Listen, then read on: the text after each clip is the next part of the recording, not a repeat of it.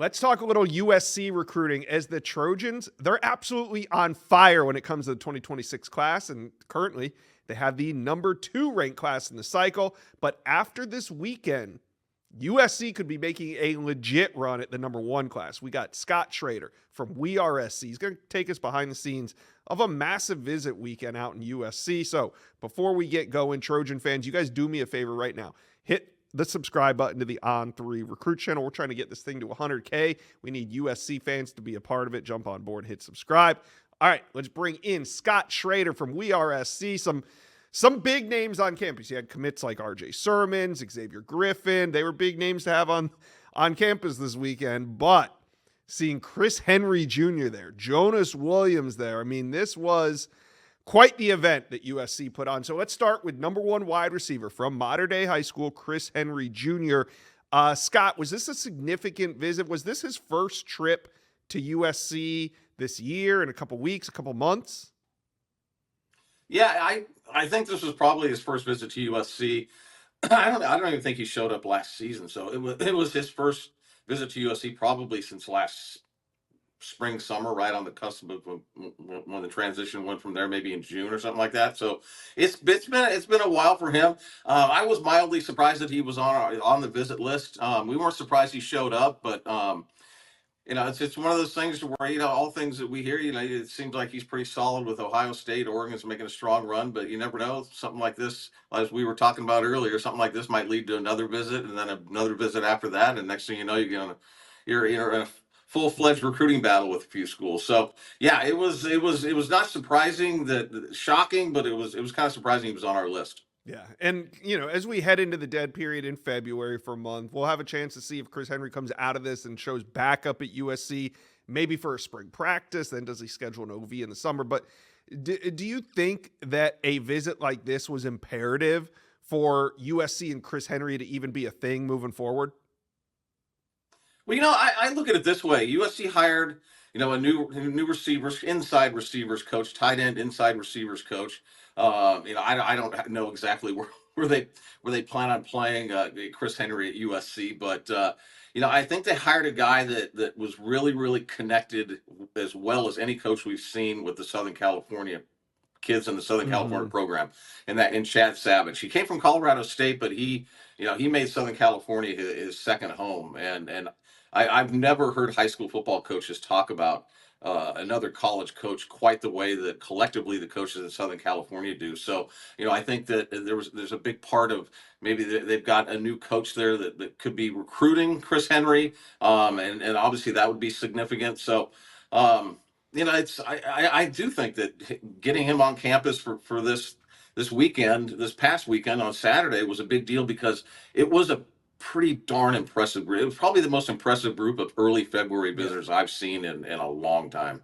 Yeah. And, heading into the weekend, Chris Henry Jr., he was on your list, but one name that wasn't was quarterback Jonas Williams, the Oregon commit, top 10 quarterback from Illinois. What did you make of him stepping on campus this weekend?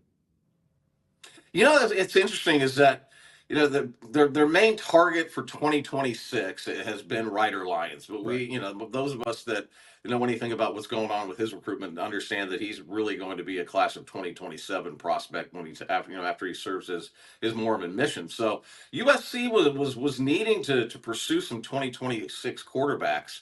And it really had not gotten to the point where I had a definitive answer on who that was going to be, because all this time it's pretty much been Ryder Lyons. But I think as we now get into the class of 2026, they're identifying some of these quarterbacks, and I know that USC had contacted him for the first time last year when I was in Dallas for the OT7. So maybe communications have just kind of picked up a little bit over the past few months, and that was a big surprise for me when Steve hit me up that he was visiting. I was pretty darn surprised.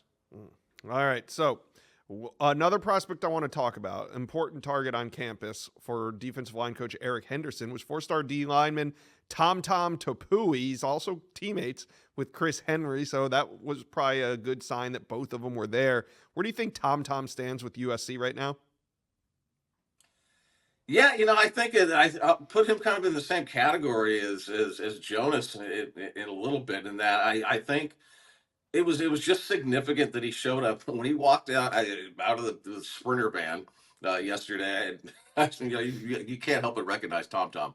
I was like, damn, and he even kind of said something. He's like, "Yep, I'm here," and I think it's a big deal. I think that the one thing that USC has going for them on the defensive side of the ball, especially, is they have one of the best coaching staffs in the country, and these kids feel Yeah. that when they're at USC. A lot of NFL guys. And, they just added Rob Ryan, and that was significant with some of the linebackers there, including Xavier Griffin. Guys are just getting their first chance to meet those guys. But I think the more guys like Tom Tom hang around USC, obviously the better their chances are of flipping him.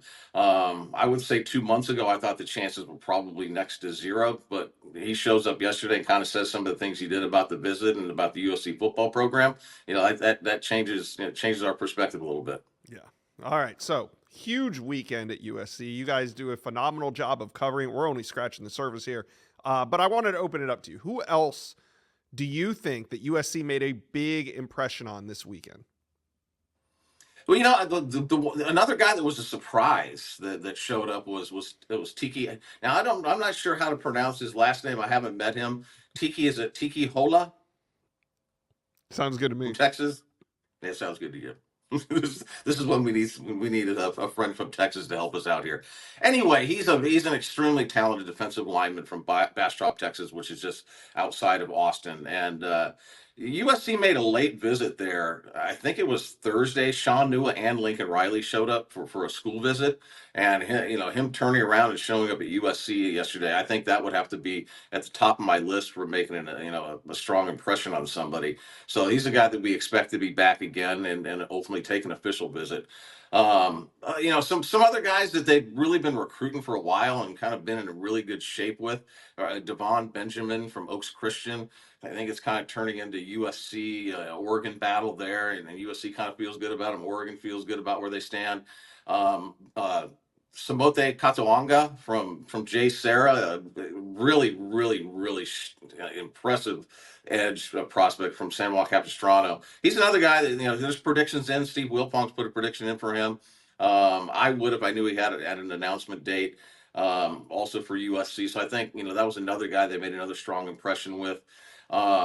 But I think another receiver from Mission Viejo, California, that's committed to Georgia, Vance Spafford. That is another guy I think that USC made a lot of ground up with here recently, and I will include the hire of Chad Savage, new inside receivers coach, as being a main reason for USC having a shot with Vance now. All right. Big weekend in LA. Trojan fans, talk to Scott and I. How are we feeling? Is this a legitimate run that USC is making at the #1 class in America? Let us know. Comment section below.